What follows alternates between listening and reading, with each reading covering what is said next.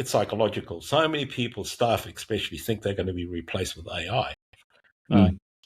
I've heard of one government department, they spent or allocated 5 million for implementation of AI. They already spent 4 million, and guess what? None of the staff are using the tools. What happens if AI gives you something the wrong direction and you apply that and you get sued? Is it going to cost more money? Welcome to the Shifan Show. This episode is brought to you by the Prosperum Publishing System. For thought leaders and content creators looking to build lasting value, this publishing system transforms your expertise into evergreen digital products and assets. With business systems that work independently from social platforms and algorithm changes, this performance-based model is all about turning valuable content into sustainable enterprise value without relying on social media platforms. Details in the show notes below. But let's dive into today's episode.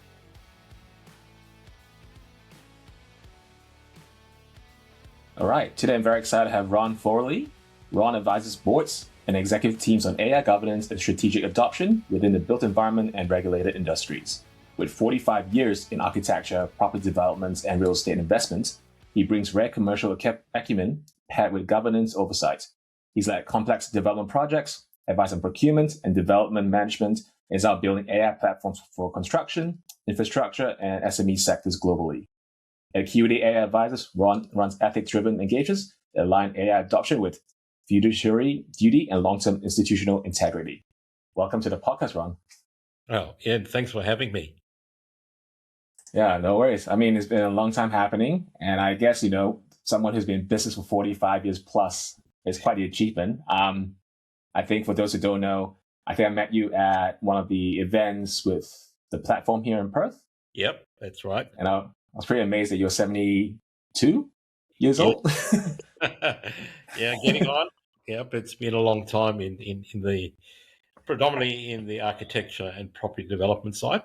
It's been a long few years, but obviously being a property developer, you also become a businessman. So it's quite interesting where one is educated in a certain discipline and then apply real business into property development. It's quite challenging, but at the same time, it's fun. I've had a great time in my career. The learnings are so important over those years. And that's why I do a lot of mentoring now. Yeah, very key to hear. So since you've been in business for so long, you've seen a lot of technology, advancements and stuff like that. So I guess you've been around since the internet boom happened to now the AI side of things. So I guess from your overall experience, like what excites you most right now in this current space of business and technology, I guess? Yeah, well, look, as an architect, you are trying to find solutions. You get a client with a brief, you got to provide solutions. So in terms of that sort of discipline continues even into my property development career. And when this technology changes, you got to keep up to date because there are always new solutions. I have always been involved in some form of technology throughout my career, as you rightly say, through the internet boom. When blockchain came along, I got quite involved with how to use that technology into my sector. That is obviously property design. So the blockchain period was looking at tokenization of real estate assets and how can we create developments out of that. Unfortunately, blockchain did not have a discipline or governance, and cryptocurrency tend to take over from there and use the technology. So it's been tarnished in a way. I still believe strongly that technology is still applicable and can be used. But as we go along, I think AI has been really fantastic. Often people ask me and say, how do you come up with these ideas of different types of applications? And that's because I've had over 45 years of business in the property sector. And I say, how can AI improve the systems that are there? Because I can see a lot of problems in the past and that's where I apply artificial intelligence. And I really like that, actually. And I think you're on the ball with that, because I think a lot of times when a lot of young guys like myself, I still consider myself young, 32. Sometimes we think, oh, like, we use a lot of big words like AI, marketing, sales, Yes. investments, very broad. But then when it comes down to actually trying to find a problem, find a problem to solve, Yes. it's still very vague and very shallow. But you being in those, like, in the business trenches for so long, you get to see a lot of things from a high level to a very specific, in-depth sort of problem as well. So Definitely. now with AI, we're able to solve a lot more problems that we could have, which could require maybe a lot longer time, a lot more manpower, a lot more studies, etc., to get the experience. Like, what are you currently using it right now in terms of like your property side business, and then of course with Acuity AI Advisors in itself? Okay, I'll answer it in two sections. The first one, obviously, how does AI help my specific industry? So we're currently working on a system in construction that can apply also to property developers. So when you look at my specific industry, to deliver a building, it's document intensive. There are contracts, there are approvals for the development. There are how many consultants involved in the process. It's basically a 5-stage process. And over that period, there's so many documents. So how do you file it? In the old system, we have the complete file, with paper. Then it was marked ABC or consultants, etc. Now, with artificial intelligence, you can still document that. I mean, in internet period, etc. The biggest issue is retrieval of those documents and what documents are up to date. So, for example, if a client does a variation to the building during construction, there's generally some form of documentation that has to be recorded, has to be quoted upon, and that needs to be, documented and put into some form of data vault where we keep all the documents. So the retrieval is an issue. So if you've got to go and search everything, you're going through all the paperwork, and that takes time, all right, to find out what's the latest. I mean, if you do something totally incorrect or provide the incorrect documents, something could go wrong. And so it's very time consuming. So artificial intelligence, the way we use it is to call up certain documents. And so we use a system whereby, everything that enters the vault or the data room, it's time stamped, right?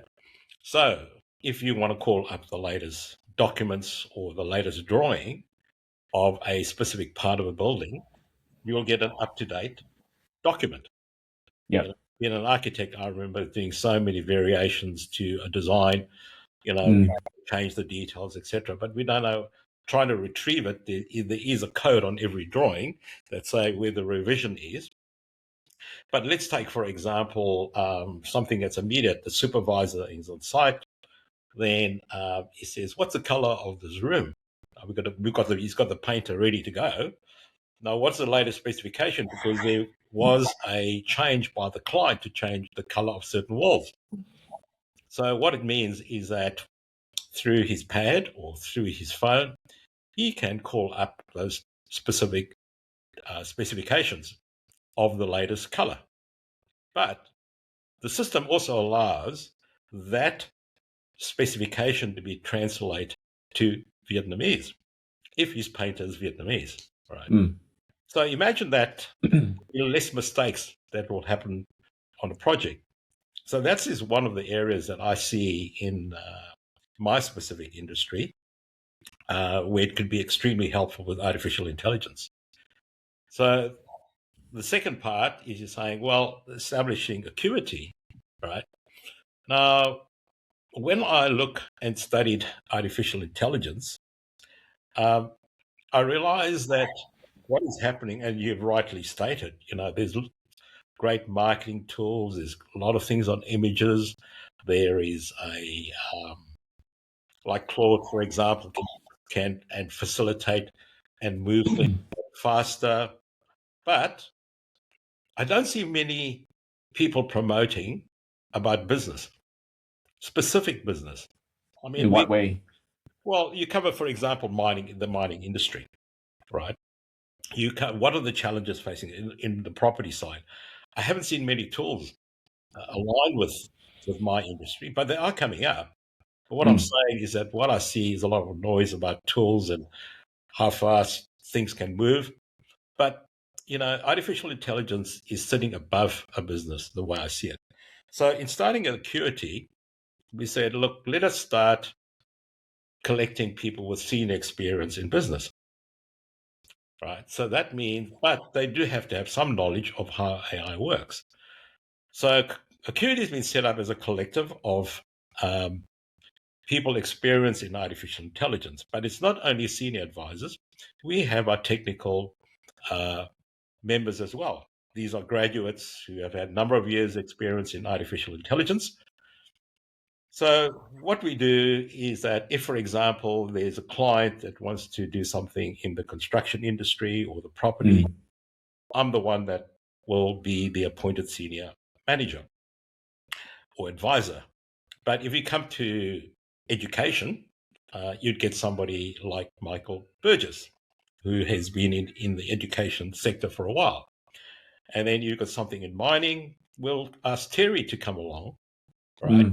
And he'll be talking about mining because he understands how the industry works. Because artificial intelligence is not about tools. It's about understanding a business and how the artificial intelligence layer can improve that business. So what I see in the marketplace, what is happening is that there are so many tools that people promote, especially with agentic AI. You can use this bot for that, another bot for that. But is it understanding the business? So, as you know, most business have an operating procedure. They don't want to disrupt their business. So when we do any form of consultation, we have a very strict process. So our process is eight parts. For example, you would start to do an assessment just to see where they are with artificial intelligence. And and you can get it free online on our website. That will give you an idea where you applied 25%, you started thinking of it. But what we do next is go through a discovery. And that discovery is so important to understand the business. We've just completed, in fact, this afternoon for a client, finishing their discovery. And it's very interesting because I read a lot of things in the news and people talking about people being laid off, right? Now, the point is that why is that so? It is a blanket decision. Is it the company director saying, okay, we use this tool because they can be replaced? But I think everybody should have some form of policy of how to retrain people.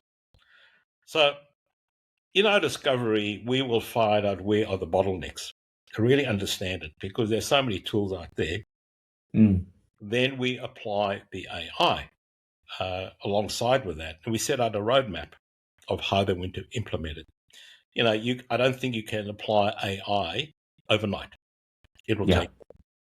So in our discovery, it is so important, not necessarily just to speak to the board, but also speak to the staff, the people that are going to use whatever tools we're going to use, right? Because they are the people on the ground that's going to be using it. So we looked at more in depth, and guess what? It's psychological. So many people, staff especially, think they're going to be replaced with AI. I've heard of one government department, I won't state which state it's in, they spent or allocated $5 million for implementation of AI. They already spent $4 million, and guess what? None of the staff are using the tools. So you can imagine if it's made at incredible levels without involving the staff and finding out the real problems and bottlenecks that's going to help improve their structure, because there is no one size fits all. Each industry is different. Right? difference between education, mining, construction. So there's a lot of differences. So the point is to really understand where AI will fit. So that's why we created Acuity. And as I said, it's a collective. Each party is a specialist. And if need be, we can allocate the right person to, or the right team to deliver AI in that business. Yeah, that's very interesting, because I think there's a lot of people with different definitions of AI or the utility of AI, right? There's people who are definitely on the top 10% or the other side of the 10% where they're incredibly for AI, even they may not know too much of the utility of it. But there's also on the other spectrum, there's those who are very much like, I tried ChatGPT back when it launched in 2022. It's terrible. I don't like Sam Altman. They steal my data and they refuse to use it there as well. But then you got those who like, they have to, if you're like the CEO or like boards of like those enterprise level companies, they have to encompass so many different types of characters in implementing AI, especially the pressure now. Like, I think the joke was back in 23, any company that adds the idea or the shareholders letter, hey, we're implementing AI, stocks just go through the roof. Like, not sure it's a pump or dump, but like, I guess from your perspective, like, how would you define AI from a overall perspective for all stakeholders involved in the business, ensure that the company and the organization and everybody involved internally, externally is actually moving forward in an ethical way with this new technology? Sure. Well, it simply just comes back to governance, right? So it starts from the top of the leadership. I think the leaders who want to get into AI should not just pass the buck. They themselves have to take responsibility and start looking and studying AI and really get to, understand the nuances and the little bits and pieces what AI can and cannot do. So it's not as simply as saying, let's apply AI and, what tools are there. It's about going on this journey, fully understanding what AI is. And, I mentioned about blockchain. There was no governance in there. That's why it's fallen apart. But we have an opportunity to have governance. And secondly, as a board, is to have an AI policy. How are you going to adopt AI? Set those principles from the top first, right? And look at it as a long-term journey. Don't think of it just, okay, overnight it's going to improve our ROI in our business because we've got this tool and that tool. It's a matter of continuing with your business, but to see the bottlenecks and where it can be improved, but still have the governance around. The fear of a lot of people, and we've seen this in a few companies last year, they sacked so many people because of AI. Right? Now, and we get a lot of this fear that's happening. I got interviewed from America a few weeks ago, and we know there's a situation in America where a lot of students are booing people who come on board and talk about AI. No, that's a fear factor. The younger generation, especially the graduates, and say, well, AI is going to create take away all the jobs. That's a big fear, right? So the idea is to, as an operating business, is to set up an AI policy. Policies means that, okay, if it's going to be repetitive, AI is definitely going to take over the job. But how can people be redeployed? Where it can be improved? There could be gaps in the market. Yeah. I'll give you, for example, we did a discovery for this one particular company. And guess what? We found that they were doing certain things that could create another business within their business. Okay. So what it means is, okay, if you're going to deploy or get rid of some people, how about deploying some of those people who are loyal and probably trustworthy to be deployed in that sector? Go for training. So, with AI, there could be a lot of changes. And this is only was done through a discovery. So, interesting. Yeah. So I think it's not just tools, that discovery could tell you a lot about your business. And I mean, this particular company were doing something that was uniquely to that. So I said to him, well, you can create a business out of this with your IP. And secondly, guess what? You got grants. available. Secondly, you've got an R&D tax. That's, Yeah. it's not that costly to get into AI if you got something unique, of course.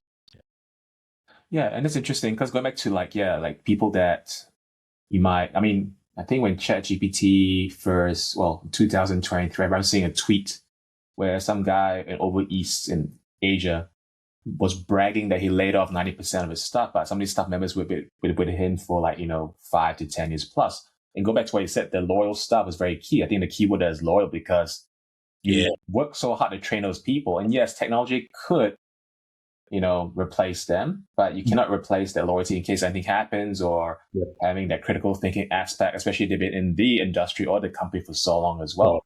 Sure. So I think, I don't know, it's a very interesting time because even now, sometimes we think like AI, people think like a board with a cybernetic board with wires, or you think of, a brand like Sam Altman or Dario from Anthropic, etc., or like Elon Musk from Grok.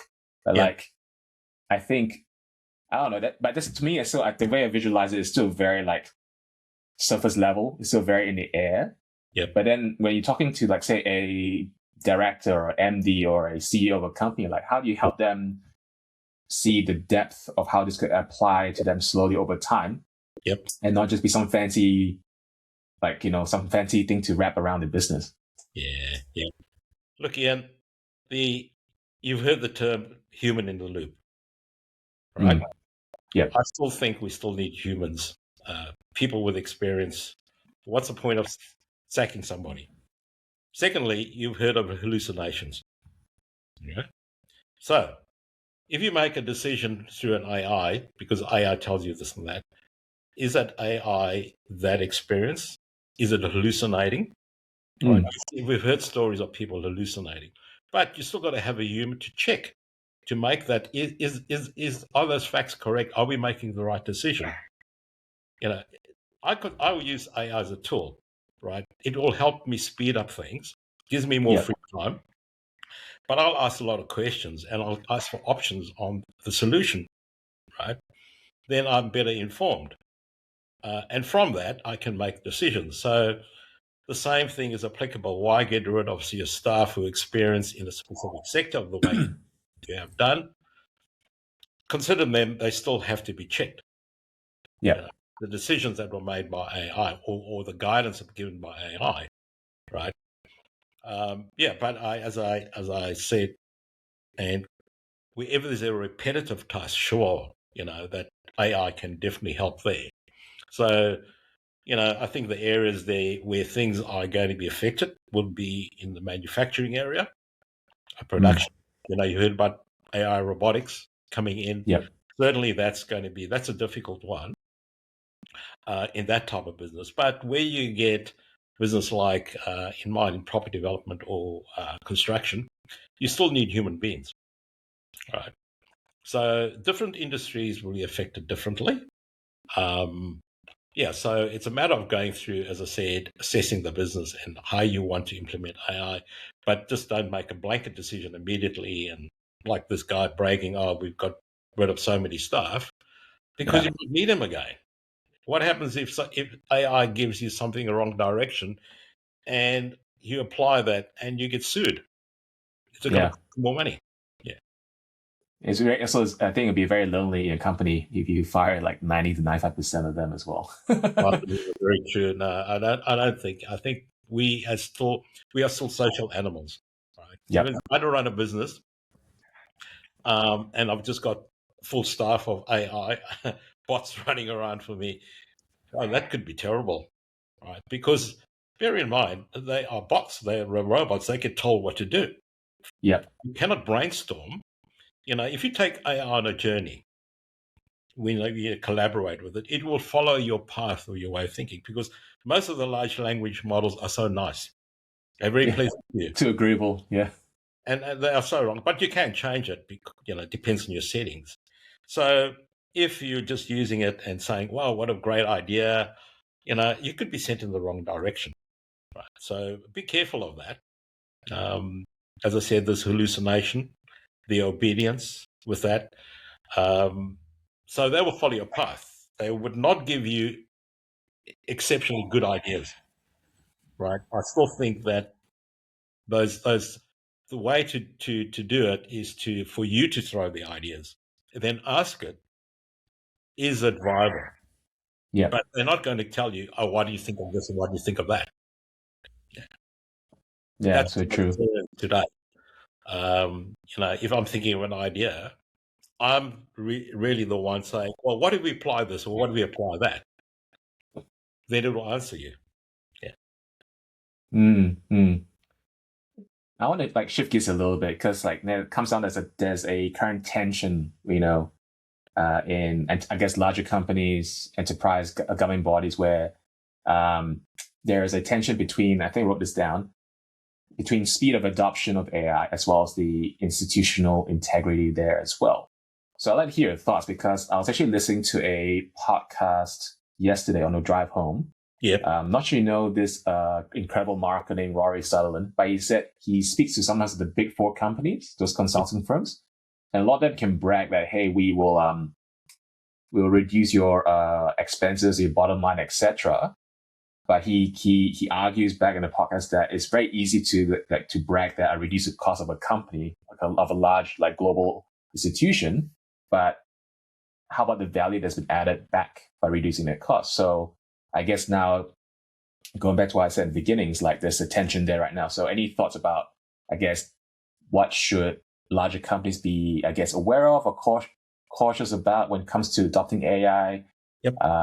Maybe even potentially like working with different third-party vendors or whatever. Like any thoughts on that? Yeah, well, I think that's the reason why, for example, we've created Acuity. All right. So yes, anybody can claim we can improve it because is that coming? Who are the advisors into a corporation that's saying we can improve your ROI? Okay. On what basis is it? Because you say I can provide a tool for that. Right. But is that tool right for that company? It could fail. It could be the wrong tool. As I mentioned about a specific government department applying something where the staff don't use it. Right. So it's easy to make a claim. So it's understanding the business, understanding where the real issues are. Right. As I said, the nuance of every business is different. Yeah. It's not a matter of saying, okay, this is one tool that has helped a previous company, but it may be a different sector. Guess what? It may apply to one, but not to the other. So Exactly. the proper way to do it is to go through a full assessment or, the discovery and find out what the right tools would be most suitable for them and then get their staff involved in that process. But yeah, rightly, that tension is definitely there. And that's why I see so many people looking, oh, well, we take AI and we can apply these tools. So you take the big four, as you mentioned, who are the experts providing the advice?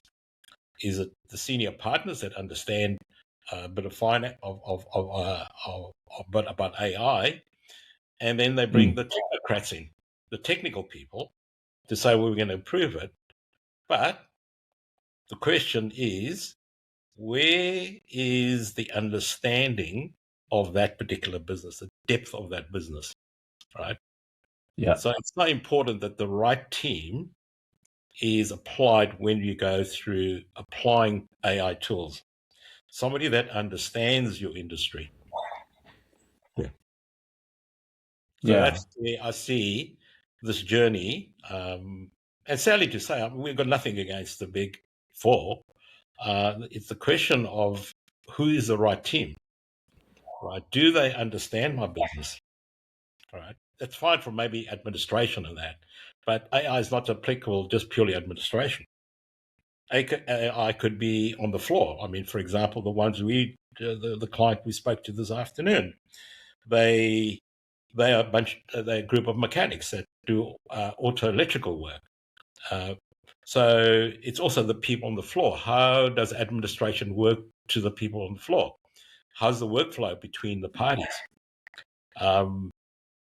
Surely, there are plenty of tools for administration, but understanding the production line, the actual workers, how's it linked back to admin?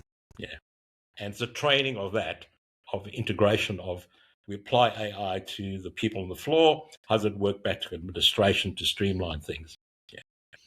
Sounds very long though. Like I think, if you got a lot of pressure on your back as a decision maker for your company, whether it be an SMB or a larger enterprise, like Sure. I don't know, like I have friends of mine who are enterprise architects, those who go do digital transformation. Yeah. Like one of them was a senior consultant for one department, won't say their name, but he said 3 years only, like kind of similar. I think you mentioned something before, only like about maybe in the second, the early third year mark, that's when they started actually like, being more open to like the workshops and having seen those interviews to how to help transform their department. But then when the 3 years up, they're like, okay, it's done. Bye-bye. And they went back and kind of reverted back to their old ways of doing things. So like, how do you help, I guess, speed it up without jumping to the hype and without somebody in a decision-making position going like, I don't know too much of this tool or this current situation. There's a lot of big words that people outside vendors, consultants are throwing at me. Yep. How do I make a good decision without being hyped up, without being nervous to wait too long, I guess. Am I making sense there? Yeah. Look, as I mentioned, AI is a journey. It's not an overnight thing. You're not going to improve your ROI overnight. It's a process. If you go to Acuity, we've got an 8-stage process. If you want to implement AI properly, right? As I mentioned, part of the process, it's the initial assessment, it is the discovery, and then it's making a decision which tools you're going to apply on your journey. Because what we do is a roadmap of slowly implementing, not necessarily slowly, depends on the staff and the type of industry, where we start applying AI. They get a better understand it. So we basically hold the hands of a business and guide them through the whole process. And then even though it's been fully implemented, I think today I posted a part of a carousel of our process, the 8th part, and that is monitoring and keep on improving on AI. All right. So it's not a matter of saying, we've done it and that's it, because technology always changes. Yeah. We're going to find better tools. So it comes back to your policy.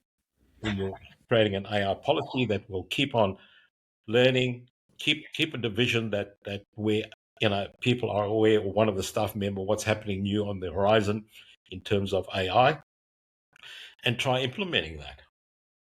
So I don't think you can say, okay, that's a tool. That tool can be replaced. But so long as you've got an AI policy to constantly change if necessary, if it's going to improve your business. So it starts with a number of principles and comes back, as I said, governance. Your policy, if you have an AI policy, that's basically your governance. Yeah, the way I look at it though, like hearing from my friend who did the digital transformation for the department, also hearing your side, I mean, there's a lot of floating figures, or stakeholders involved there as well. There's could be somebody in the middle of the chain of the organization where they could say, yes, sir, I will do this, but they don't want to do that, kind of thing. And things could fall apart I won't say very quickly, but it could slowly spread like a wildfire in the wrong way possible, So I guess like the way I'm picturing is like you're trying to keep something from falling off the rail in that sense, like trying to keep navigating through the whole thing. So any experience or thoughts are like how you've done it so far with the auto mechanic guy or anybody in your career helping them implement technology? So what we do is that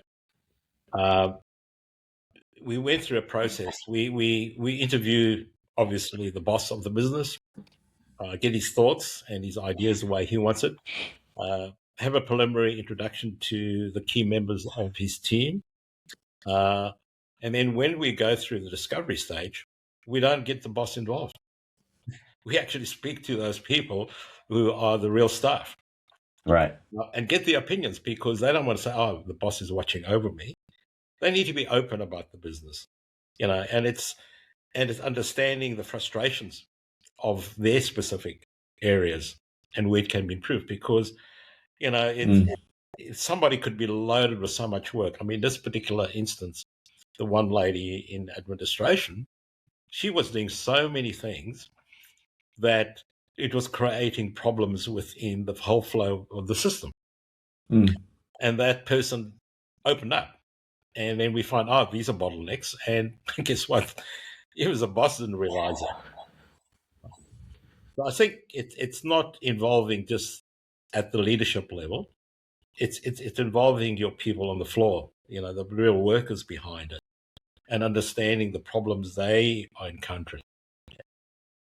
Sounds a lot of work though. I mean, like having to go to the leadership person who may want to have things in like change, but maybe there's also some friction or resistance from management or the frontline staff members. Like, I mean, you can always take them out for a beer and let them loosen up, but not the case in the workplace. So, like, any sort of like examples of those encounters you had with resistant staff members? It's interesting that you talk about, it takes a lot of time, right? Yeah. I think probably because I've been in business so long and been from the older school, I think then making quick decisions just for the sake of making quick decisions and make it happen fast. Sorry to say, your generation is about something instant. This is not instant. A business, if you want longevity in a business, you've got to set it correctly. Mm. You have the right principles in place, of course, and it requires capital to implement certain things. It's not cheap, all right, to get the right advice. But yeah, we don't mind doing that because we believe it's the right way. Implementing something too fast, too quickly, could be failures. Yeah, and then the decision, for example, I mentioned about a certain government department applying tools from leadership point of view and find that none of the staff working, 4 million wasted. Mm. So think of that, right? If it's set out on the roadmap of the right journey, training, education, of where AI applies, I think the processes will be far better in the long term. Yeah, very true there as well. I mean, I'm not Gen Z, so I'm not too I need the instant gratification. I'm millennial, so that's fine. Yeah, I get you. I guess also like I have another question regards to that. It's like, is there, for those who maybe listening, maybe because like on the She Fund show we have a lot of founders and people already been established business owners, but in your opinion, for like larger companies, like who do you think should be the one that should be, I guess, leading the charge? Say the CEO wants it done, but of course the CEO is too busy, or the C-suites like have their own things to worry about. Like, is there any particular person you prefer to speak to or recommend that should be leading the charge for this transformation? Look, it's every business. You got the CEO. He's in charge of that business. If we're speaking about a board of a corporation, the CEO has a responsibility. If we're speaking to a small to medium enterprise business, obviously the boss is the decision maker. Yeah. So it's like anything. You're the responsible party. You should take leadership of that. I know some people said, look, I've made enough money, why should I bother about learning about AI? Okay, that's the case. Then who is your 2IC to say, okay, you do a bit more investigation on AI, you explain it to me. But I think the decision makers upon that to move forward on it, it's all going to be involved somebody that has the major responsibility for that business. They need to understand what AI is about. Right, not thinking it's over there, so our competitors are using AI, so we got to use it. It really needs to understand how it applies to their business. As I mentioned, each sector is different, and some business operating systems are different. You've got a standard operating procedure. How can that be improved? Right? Can AI improve it? So we come as part of a journey to look at the holes or the gaps in your operating systems. But yes, it comes back to your question, who's got to take responsibility? It's the actual leader of that business. But they take a response as a leader of the business or organization, but they could potentially like assign somebody to be the champion for it? Is that? Oh. If the CEO is too busy, he needs to take somebody to report to them. But fill me in. And if the CEO is not going to take time to study it, you can still assign somebody, but he's got to set the guide rails around This is what I want you to know, some key questions. This is what you need to inform me with, and what is the best way to do it, right? And then he can be informed, right? If he's too busy. And then to brainstorm with that particular party who's done the research. So he has a better understanding and the challenges faced if they implement AI. Yeah. That's very intriguing. Yeah. Yeah. Oh, sorry, go ahead. What I'm saying is that, since going to the AI journey, I have a better perspective of it from the first time I entered, like 3 years ago. I have a good understanding of the tools that are there, what it cannot do, which large language model is applicable to certain types of interest, or what large language model is better over the other, right? But that all comes back to experimenting with AI and understanding, read up about as much as I can about AI. And that's where you create depth of knowledge, and you can start speaking about that. I mean, I've created, and I don't profess, for example, I'm a technical person, but I understand the broad issues around it. People ask me about technical details, I can't answer it. So one of my other team members can answer, what API systems you're going to use for this particular one, how licenses for that. That is, I don't have that depth of knowledge, but I do have people around me that have the technical skills and issues around it. Also, I work very closely with Curtin University. That's cool. Yeah. So recently, I've finished a book called Intelligent Density. It's about way we are to build cities in the future and how is AI applied to that. So the manuscript is there, and I had Curtin University students peer reviewing the book, right? I created a product called PolyDocs. I get the students to validate and say, is it going to be applicable, right? So it's important to get that additional input to whatever you're doing. And I've learned through that journey as well. I mean, I'm constantly learning. I mean, even as you say, I'm in my 70s, it's incredible. I'm enjoying it because, if I had to vegetate and sit in quiet and retirement, I'll be so bored. In fact, I had an 85-year-old friend of mine contacting me today, and he's still speaking about business. Incredible. And I said to him, Mike, you should be taking it easy. He's losing his eyesight and everything else. And he's, you know what his answer was? If I give up, I might as well just die. Oh, okay. So he has an interest. So we hear a lot of people, as they age, their cognitive levels get depleted. I've seen it firsthand with my own dad. So my view upon it is to constantly keep stimulating. It keeps me going. I get up in the morning and say, oh, what am I going to do? Oh, lovely, I've got to do this, I've got to do that. I don't find it as a challenge. There is a challenge, but I don't find it boring.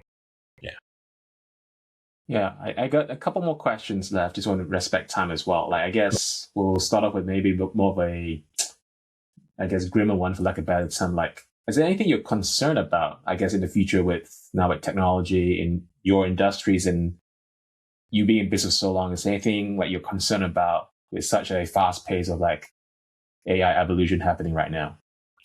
Yeah, look, there's a lot of talk, and whether it's sensational when people say AI is going to take over, the bots are going to speak to each other. There is a possibility. And if you look at Claude, when they stop certain things to make sure that it's not going to happen. Now that comes back to governance.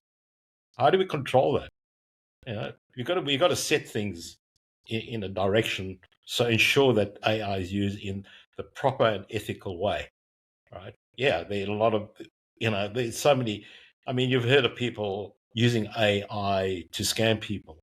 I mean, that can happen. But you've got to have laws, you've got to have governance, and ensure that the ethics are there, right? We as leaders in our field, or our businesses, and responsibility upon our communities, need to ensure that there is a governance layer to ensure there are policies in place. Otherwise, yes, it could happen, Mm. and potentially, yeah, that would be a big concern. Yeah. Does that keep you up at night, or is it something more like back in mind when you speak to these kind of like types of businesses, or Not like? really. I mean, it's looking at a glass half full, right? Right. Or glass half empty. So I look at the positive side of things and say, okay, where it can help? Where can it help in the industry? Where can it help in certain sectors, right? So that keeps things in the positive manner. But is it ethical, right? Mm. Those are the things are so important. Yeah, look, I look at it very positively. The same thing. If you take any form of evolution of new ideas, you take, for example, the Industrial Revolution. When the tractor came along, so many people says we're going to lose our jobs. Yeah, but look at it today. We cannot do without a tractor. So yeah, look, there's always going to be this fear. But yeah, it's up to the leads to ensure that we set it on the right path. That's very cool as well. That's very cool. So Ron, like, thank you so much for coming on the show. You mentioned a few times about the assessment. Like, where is the best place for people listening to find you as well? Maybe find Acuity's assessment. Yeah, not a problem. It's very simple. Just go to acuityai.com.au and just go to assessment. Click on it, and it's for free. You can do it in your own time. You just answer a number of questions, and it will give you a score of where you are with your AI journey. Right. But yeah, that's the easiest one to do. Nice. And you also have, like, I think, a newsletter as well? Yes. So I have 2 newsletters. One is just my thought leadership. That is focusing on where AI, what's happening in the AI world. For example, you would see my recent newsletter talking not necessarily about AI tools. I start speaking about AI infrastructure, right? And we know that the amount of people who starting to use AI, there's a significant data that's getting out there. Yep. And data centers are not keeping up with the demand that's going to happen. I also talk about sovereign AI. We speak about intellectual property. So yeah, these are the thoughts or what's happening on the horizon in terms of AI. So I do write up articles on that, newsletters. If people want to follow, that'd be great. Yeah, and the other newsletter is coming from Acuity. Acuity obviously speaks about specific industries. There will be a series coming out speaking about specific industries, for example, mining or real estate or education or manufacturing. We will be talking about a bit more details and more about the future of that specific industry in the new era of AI. So those are the newsletters that are constantly out there on a weekly basis. Every now and then we put up carousels or we put up short articles just to keep people engaged with what's happening out there. Amazing. Well, thank you again, Ron, for your time. Thank you, Ian. I appreciate it. And yeah, happy to speak to anybody who is willing to have a chat about AI, have a cup of coffee, if I can be of any help to anybody's journey.